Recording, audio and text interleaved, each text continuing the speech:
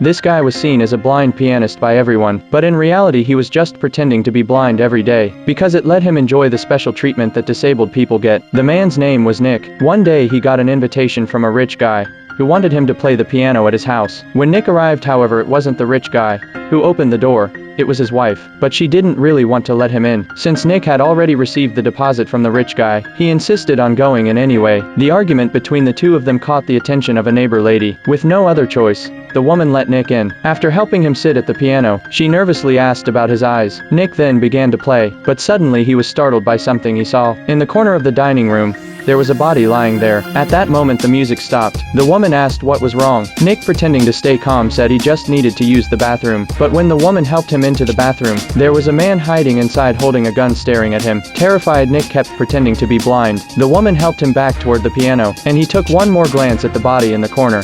It was the rich guy who had invited him yesterday. Back in the living room, Nick kept pretending to be blind and continued playing the piano. The man and the woman were busy cleaning up the scene. Luckily, Nick's acting wasn't exposed. After safely leaving, Nick rushed to the police station to report the crime, but just as he was about to speak, he froze in fear, drenched in cold sweat, because the sheriff standing behind the door was the same man who had just committed the murder. In a panic, Nick quickly changed his story, saying that his cat had been murdered, but his strange behavior made the sheriff suspicious. So the sheriff decided to take Nick home personally. Once they entered, the sheriff started testing him. He even threw a fruit knife at Nick. Nick, however, stayed completely calm with his strong nerves. At that point, the sheriff was convinced Nick was actually blind. The next day, the rich guy's body was found in the suburbs, but the sheriff lied, saying it was just an accident. They thought the whole thing was over, but little did they know more people were going to die because of it.